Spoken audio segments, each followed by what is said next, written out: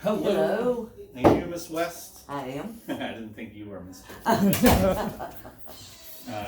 That's a nice shirt. The Tonight Show with Jay Leno. That's a throwback. Yeah, I yeah. used to love Jay Leno. I'm Dr. Kemnada. It's nice to meet you. Do you know why you're here to see me today? Well, I had a PET scan, Yes. and there was something that lit up, and they wanted to. See what was going on. Yeah. Mhm. And then you also had, some like a small something in your lung that Dr. DiVittorio went to go biopsy. Right. And the conclusion from it is somewhat inconclusive, I would say. They saw, I don't know what Dr. DiVittorio told you, but they saw some what they called atypical cells, meaning not normal cells, but not necessarily something they could call cancer either, but still suspicious for it. Okay. On that PET scan, that didn't light up, but that's not really surprising given it was only 7 millimeters to begin with, and after he biopsied, he probably took out most of it. Well, they And- said that it was gone, that it didn't show up on the PET scan. So. Correct, though, and that's true, but I would caution that doesn't necessarily mean that entire focus is gone, because he biopsied it, but he didn't cut around it, right? So could still be cells that are left behind, but I don't know if those are cancerous or not. Okay, but suspicious enough that this is not something we need to just throw in the back and never worry about again. Okay, I think it's something that we need to watch for sure.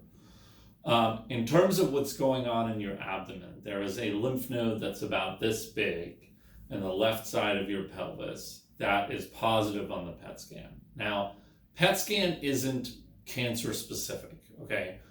PET scan, basically what they do is they give you a radioactively labeled sugar molecule, or many of them, and sugar gets taken up by all of our cells, but more so in cells that need a lot of sugar, right? So the brain always lights up on a PET scan because it uses a ton of sugar.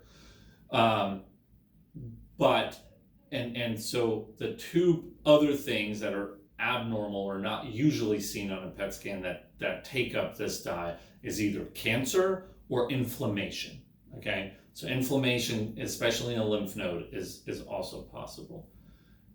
You recently had that aortic stenosis and all that stuff, right, that they were treating, right? That's been about 2 years Oh, ago. that was 2 years ago. 2 or 3 years ago. I saw that was in April, but I guess that was 2 years ago. It was April before I got here 3 years Yeah, ago. because you're. So you haven't had any notes in between then? I just assumed this was recently. I'm sorry. Okay, so that was a while ago then. Yes. Okay, all right. Well, I'm glad I asked. Okay, so that's less of an explanation than that there was something that was going on there. Okay. Have you had a colonoscopy? I had one about maybe 4 years ago. Okay, and did they find anything? Do you know? Mhm. They didn't find anything. Okay. So I don't know what this is. Okay, but it is something that we need to investigate. The question is how. Is it something that we can get someone to stick a needle into because of where it is? I can't tell you that because I am not the one who does that. Things in the abdomen can kind of move around and stuff, so it might be difficult to target that. Or is it something that we should consider like going in and taking it out to biopsy it? So the only way that I'm going to be able to figure that out is I'm going to present your case at something called tumor board, where we kind of get together with the surgeons, the interventional radiologist, the pathologist, and it'll be a twofer. I'm going to ask, we're going to discuss this with what we're going to do with this, and then we're going to discuss what we're going to do with this. Mm-hmm. My suspicion is that the surgeons will probably say, hey, I can go in there, I can take it out and call it a day, and it won't be too difficult to do. But we'll see what they say. And I think that should be our plan, is just present you a tumor board. The tumor board was this morning, so it'll have to be next Thursday. I'll present you, and then I'll have a plan for you next Thursday. I'll put you on I have surgery next Friday. not tomorrow, but next Friday. Mhm. For what? to fix my sternum. Okay, that's It's fine. broke open. That's fine. I mean, if the surgeons say, hey, and where is the surgery? Is it an infirmary? Mm-hmm. Great. So, if the surgeons say, hey, we want to go in there and take it out that morning, on Thursday morning, maybe they can pop in the OR while they're doing this and do that at the same time. Well, it's going to be Friday morning. Yeah, I know. So that's what I'm saying. Thursday morning we'll discuss you. Oh, okay. If one of the surgeons there says, hey, we can go in there and take this out, then maybe they can get, who's doing the surgery? Dr. Badir. Okay. Badir. Okay. Kareem Badir. Okay. So they can discuss with them and see if they can just pop while they have you under and all of that, they can go in there and take that out at the same time. But we'll have an answer before your surgery. Okay, and also, so what about the lung part? So I'm going to discuss that in tumor board too. Okay. The pathologists are there, so I want them to kind of show what they're showing, and then give and then have the group kind of give their opinion on what to do. The way I see the possible options for what's going on in the lung are, number one, watch it with serial CTs, probably do a CT in 3 months. If we don't see anything, then maybe 6 months and kind of watch it. Okay. The other thought is we go in and we cut out part of your lung. I don't think that's a good idea, but maybe the consensus is that, and the surgeons say the CT surgeons say we want to do that. Or the last thing would be to just do radiation to that area, but again, without a true diagnosis of cancer, I don't think that makes sense. So my thing is they're probably going to say, let's just watch this and go from there. Okay. Do you smoke? Mm-hmm. How much do you smoke? About a half a pack a day. For how many years? 50. Okay. All right. So definitely at risk for lung cancer. Mm-hmm. And so that kind of adds to our suspicions of that. So either way, the ultimate thing is we're going to do a tumor board next Thursday, and then I'll put you on my telephone schedule on Thursday, and I'll tell you what they said. And then if they said, if the surgeon said, yes, we want to go in there and take this out and we can do it when she comes to the OR tomorrow, they'll figure all that out in the meantime, and they'll give you a call. Okay. And do that. Okay. They may say it's too short notice, we can't do that, but yeah. Okay. Yeah. Okay. All right. What other questions can I answer? If they can't do it next Friday, so I'll have to come back down for another surgery? Potentially, yeah. Yeah.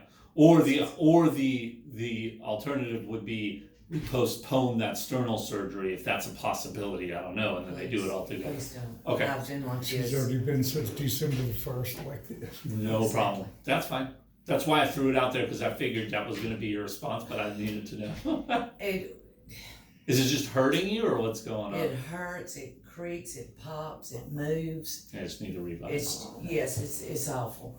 And so from what I know from the surgeons here, they typically are very quick. Like as long as they have availability that next day, I think they can get it done. But that's just but we have several surgeons that could do it. So okay. Yeah. All right. Okay. So let's just say they go in and they have to take it out. All right, then you're gonna have it sent off and read, and Right. then if something is found, Yeah. which way do you go then? Depends on what we find.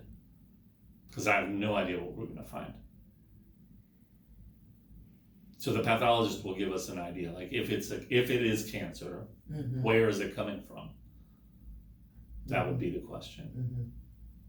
It's unusual to see just a single lymph node of cancer. It's unusual. It does happen, but it's unusual. So it could just very well just be an infection of some sort. It could be inflammation or something like that. It could be. Okay, now, how close is this to the ovaries? That is a good question. They said they didn't make a mention of that, and I didn't look at the images because it's typically not my forte. But let me see if we can pull it up and figure it out. Because I had a partial hysterectomy, when I was 30, because I had cervical cancer, Okay. and they had left my ovaries. And that's one of my concerns. So I think it's right.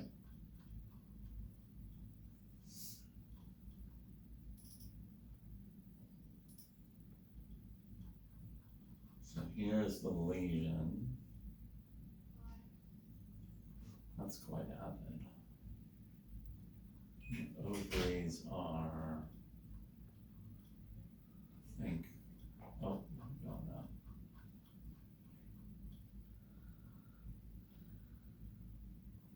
Hard to tell on this, but I think I don't think it's right near your ovaries. They didn't light up anyway. Yeah, so this is it right here. What is that close to? There's really, I mean, this is like this is the intestines and stuff. There's really nothing else. This is your hip. So it's quite low. Be the left side. It's on the left side, yeah.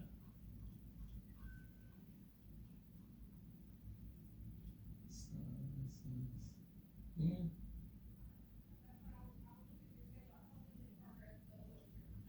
I don't know what, no, that's in your colon. Oh. I don't know what let me see, what are they saying that is? If anything.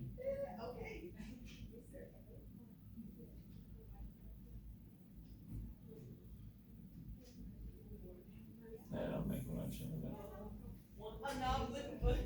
They're saying it's all physiological. So anyway, we need to review and tumor board, and then we'll go from there. Okay. Okay. So I'll do that next Thursday. So I'll do a telephone follow up next week. Okay. Next Thursday. I have a seat for me right up here.